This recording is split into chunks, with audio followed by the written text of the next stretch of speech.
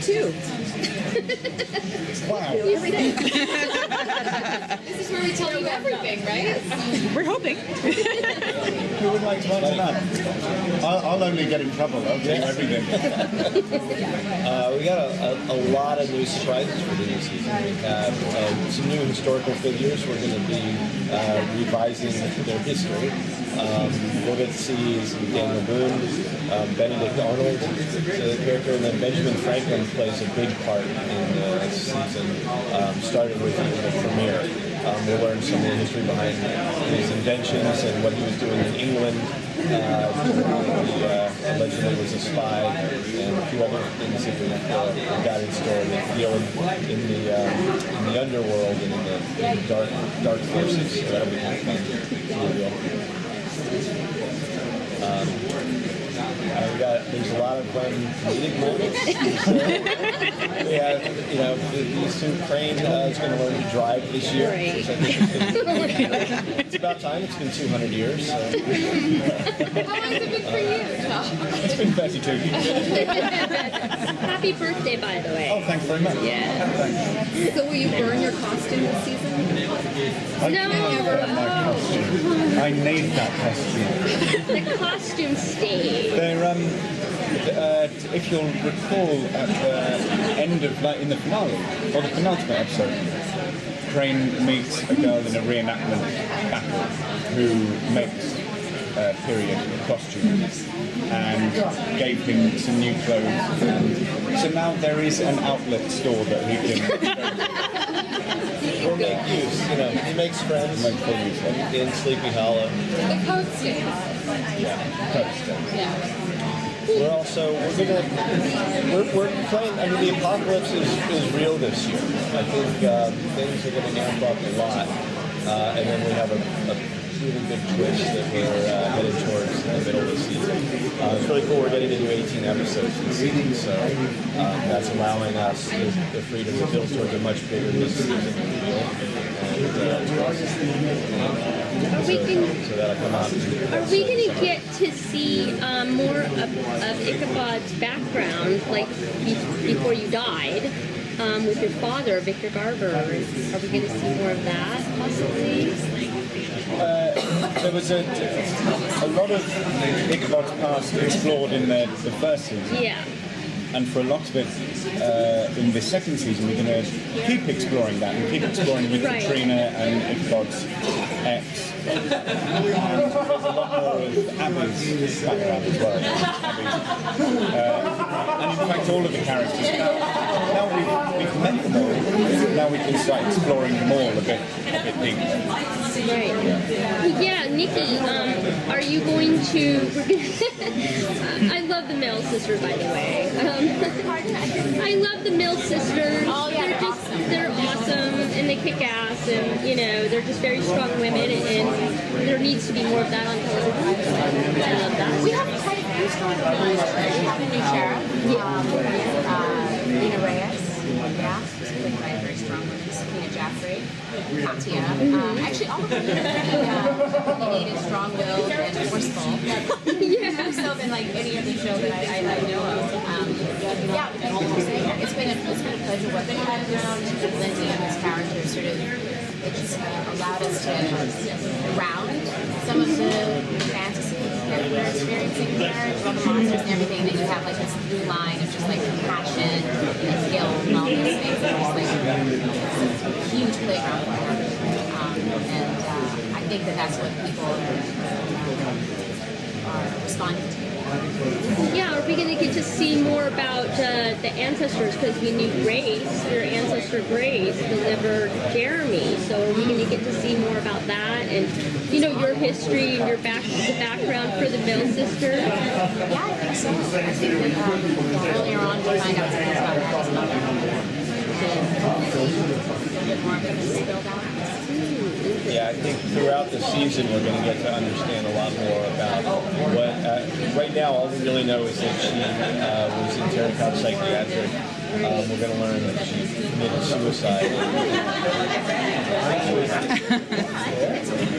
All right. Well, we're going to learn a lot. It's so much more fun to watch hear me talk about it. Yes, it is. That's why I'm not worried. You guys are like filming and fantasy all day. How do you bring yourself back down to reality at the end of the day? You're like, I'm gonna enter back into the real world. I think it helps that I have to take a wig off. I mean, you feel that wig in the 90-degree heat, 93% humidity. And so being able to take everything off, then I just... But not the jacket, you keep that on. I keep the coat, I sleep in it. That kind of helps me. Well, I think you should just grow your hair back out. I can't do that. The middle phase, love. The middle phase is awful. Would you say the tone is a lot darker than last season, or how does it change? No, I mean, that was something I feel like we found fairly early in the show and people really responded to is we have this incredible mixing it's really tricky for directors, especially for them, and in the writing to go from just this roller coaster ride of starting with something comedic and having really fun man out of time moments and just moments, sort of social commentary, and then slip into something that's a big scare, and then going. I mean, these guys, it's going to be incredibly heartfelt and real and not earnest in a good way. And it's so hard to do on television. And so it's one of the biggest challenges of the show, but I think it's something we look for in every episode. We're not striving to, it's not always dark and gritty. We take on very heavy subjects, but I feel like there's a levity and if they approach it and just the whole machinery of the show to it's not dark. And we also, on the flip side, try to make sure it's not raw. Because that's, from the beginning of doing the pilot, I was a fan of Crocodile Dundee when the movie came out, but we kept saying, if we have Crocodile Dundee, we have failed. Like, that was not the opposite. That was my inspiration. I'm sorry. Aim for Mick Dundee. And again, that movie is obviously great and hilarious, but it was just a different tone, and it should just be this wacky guy at the time. And sometimes on paper, a story can feel that way, but then to the writer's credit, we try to make it flow as well as possible. Yeah, that's definitely something in toning of every episode. Looking at all the moments, and the comedy can't be too broad, the scares can't be too broad. Everything in the magic world has to be earned and difficult to do because that's really the world we've set up. And I think it speaks a lot to Mark, too, because when Goffman created the show and then we needed someone to take on that mantle with them, for them, and a lot of people were pitched who were those very sci-fi genre guys, and what we loved about, because I had worked with Mark before, but what we loved about him is, he's like a Sorkin protege, and all that Abby Crane banter is where you're getting it, is because there's a person who's writing it more from the inside out than the high concept, and I think that keeps it real. Will Ichabod see a little bit of the duplicitous nature of Katrina this season? Because she's like to Ichabod a lot. I mean, yeah, there's been reasons, sort of, kind of. Do you think that she's on the dark side of the force? I think through the first season, Ichabod was aware of it because there were so many revelations. And of course, it would be a cop-out if we weren't to explore that. Mm-hmm. So, yeah, in season 2, we explore how the relationship that has...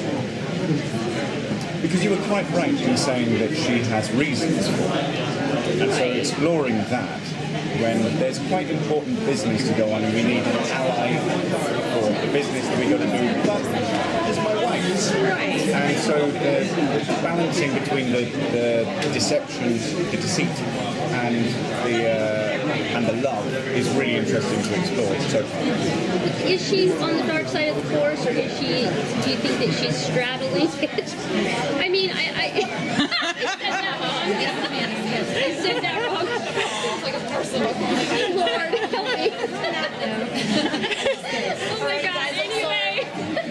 Leslie really wants to. Oh no, it's fine. Thank you. Anyway, do you think that she's